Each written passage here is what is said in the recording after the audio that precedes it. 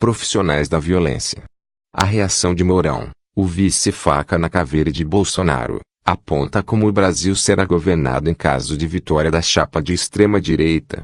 Se querem usar a violência, os profissionais da violência somos nós. A frase é do general Milton Mourão, candidato a vice-presidente na chapa de Jair Bolsonaro, PSL. Foi dita à revista Cruzoé, após o ataque à faca contra o candidato na cidade de Juiz de Fora, em Minas Gerais, em 6 de setembro. É uma frase para se prestar toda atenção. Os vices com frequência têm chegado à presidência no Brasil. Mas o mais importante é o que a declaração nos conta sobre a chapa que, sem Lula, está em primeiro lugar nas intenções de voto para a disputa presidencial das eleições de outubro. O que significa um candidato a vice-presidente se anunciar como nós e como profissional da violência num momento de tanta gravidade para o Brasil? Abalado pela brutalidade do episódio, Mourão poderia ter escolhido pelo menos duas variações que mudariam a intenção: os profissionais da segurança ou os profissionais da proteção. Palavras como segurança e proteção levariam a ideia de amparo e de defesa e não a ideia de ataque, de retaliação e de confronto. Mas não. Mourão usou um nós e usou profissionais da violência. Ao ser perguntado quem era o nós, o general disse que se referia aos militares e ao uso da força pelo Estado. Mourão declarou ainda: "Eu não acho, eu tenho certeza, o autor do atentado é do PT." No mesmo dia, o presidente do PSL, Gustavo Bebiano, afirmou ao jornal da Folha de São Paulo: "A guerra está declarada." É bastante revelador que um general da reserva, hoje político e candidato, se considere no direito de falar em nome do Estado, em plena campanha eleitoral para se tornar governo. A declaração de Mourão mostra que ele acredita falar pelos militares, como se os representasse e os comandasse. E como se os militares fossem uma força autônoma, uma espécie de milícia de Bolsonaro e de Mourão. E não o que a Constituição determina, uma instituição do Estado, paga com recursos públicos, subordinada ao presidente da República. Ao fazer essa declaração, Mourão trata as Forças Armadas como se fossem a sua gangue e o país como se fosse a sua caserna. Alguém machucou meu amigo? Vou ali chamar a minha turma para descer o cacete. E faz isso na condição de político e de candidato, como se o processo democrático fosse apenas uma burocracia pela qual é preciso passar, mas que pode ser atropelada caso se torne inconveniente demais. Mais tarde, Mourão baixaria o tom, segundo ele a pedido do próprio Jair Bolsonaro. Uma orientação curiosa para um candidato que divulgou uma foto sua na cama do hospital fazendo com as mãos o sinal de atirar.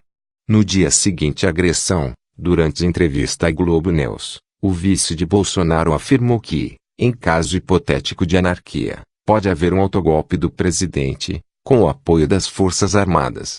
Ao comentar a convocação à violência por ele e outras pessoas da campanha, Mourão afirmou: "Realmente subiu um pouco o tom, no início, mas temos que baixar, porque não é caso de guerra." Disse ainda que, se forem eleitos, vão governar para todos, e não apenas para pequenos grupos. As declarações do vice de Bolsonaro no primeiro momento dão pelo menos duas informações sobre ele que vale a pena registrar. Mourão decide baixar o tom depois de elevar, muito, o tom. Poderia-se pensar se é esse tipo de reação passional que se espera de um general, uma pessoa numa posição de comando ocupando o posto máximo da hierarquia do exército, cujas ordens podem afetar milhares de vidas humanas.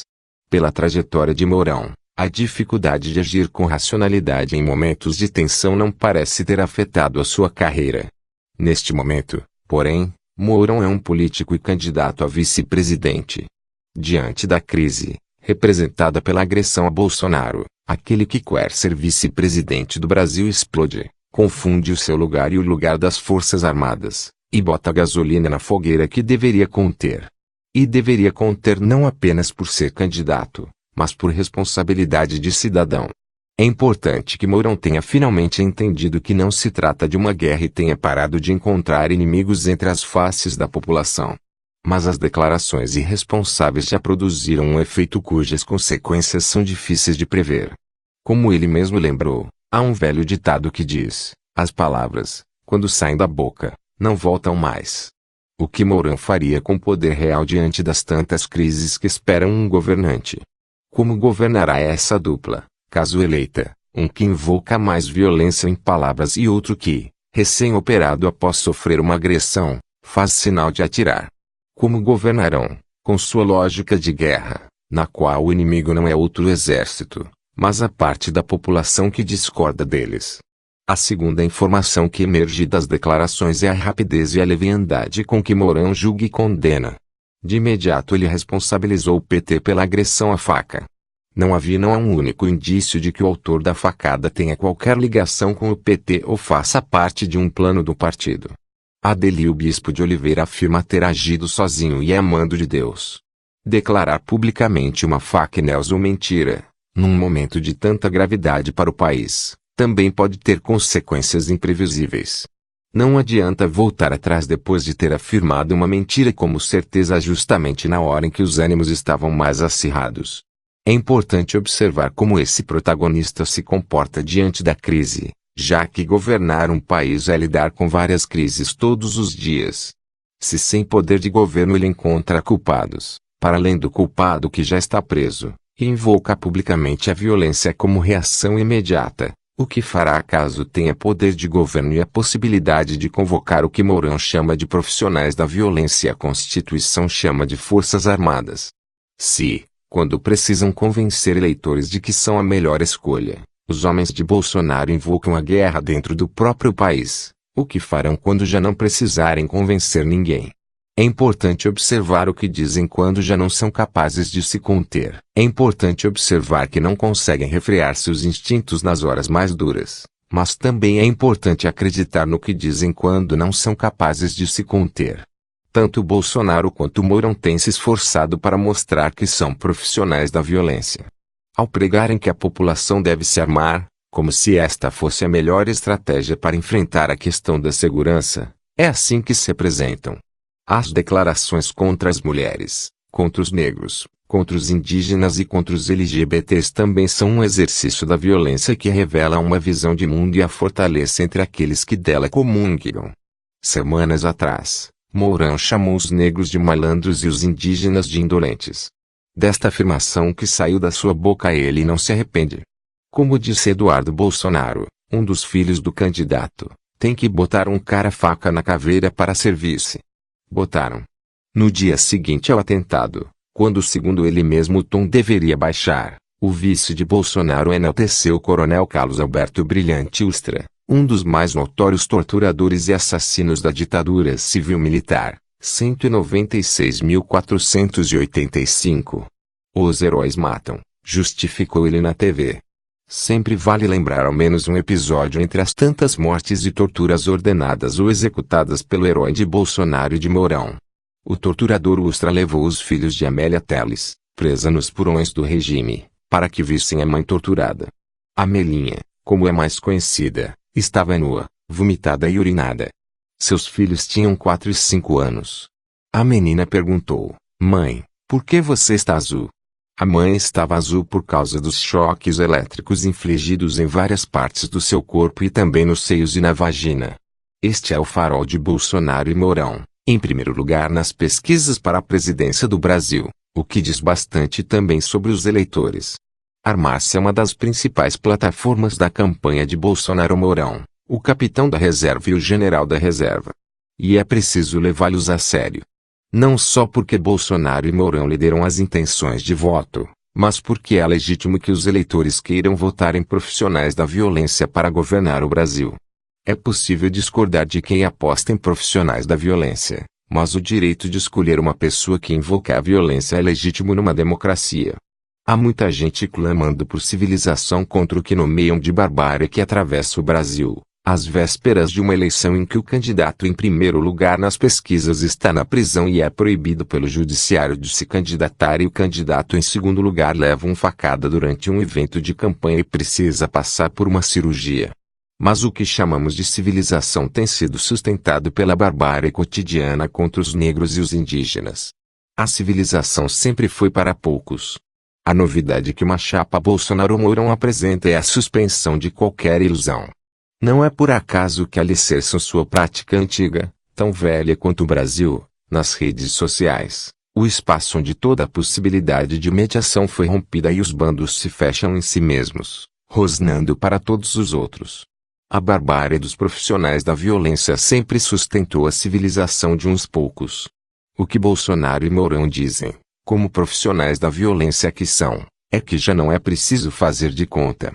Neste sentido, rompem o mesmo limite que a internet rompeu, ao tornar possível que tudo fosse dito.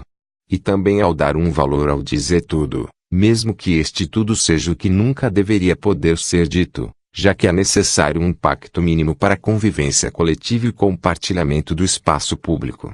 Ao representar a velha boçalidade do mal expressada na novidade das redes, Bolsonaro e Mourão são os representantes mais atuais deste momento. Eles sabem que a guerra não existe no Brasil. O que sempre existiu foi o massacre. São os mesmos de sempre que continuam morrendo, como os camponeses de Anapu nas mãos dos pistoleiros da grilagem e as crianças das comunidades do Rio em cujas cabeças as balas explodem. Ao inventarem uma guerra para encobrir o massacre, Bolsonaro e Mourão inventam também a ideia de que as armas serão iguais e acessíveis para todos, bastando para isso o mérito de passar em eventuais testes e o mérito de ser capaz de pagar pelas melhores. Conheceremos então o discurso da meritocracia aplicado às armas. Bolsonaro e Mourão sabem muito bem que não haverá igualdade ao armar a população.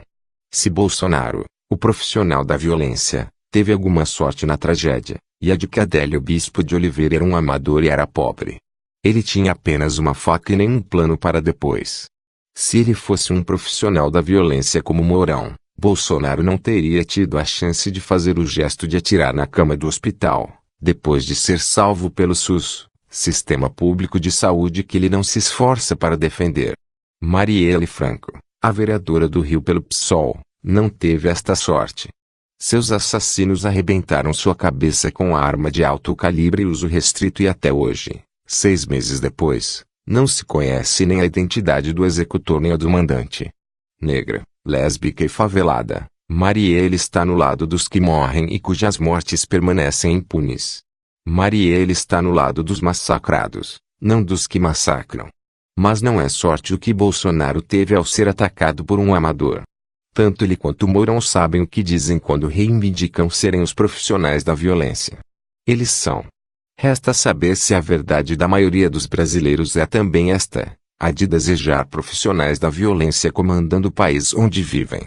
Se a maioria dos brasileiros mostrar nas urnas que quer esse tipo de político no poder, então é isso que escolheram. Faz parte do processo democrático que as pessoas se responsabilizem por suas escolhas e as consequências que delas resultam. Se você chama profissionais da violência para comandar o país onde você e sua família vivem, você deve saber o que terá. Eliane Brum é escritora, repórter e documentarista. Autora dos livros de não-ficção Coluna Prestes o Avesso da Lenda, A Vida que Ninguém Vê, O Olho da Rua, A Menina Quebrada, Meus Desacontecimentos, e do romance Uma Duas.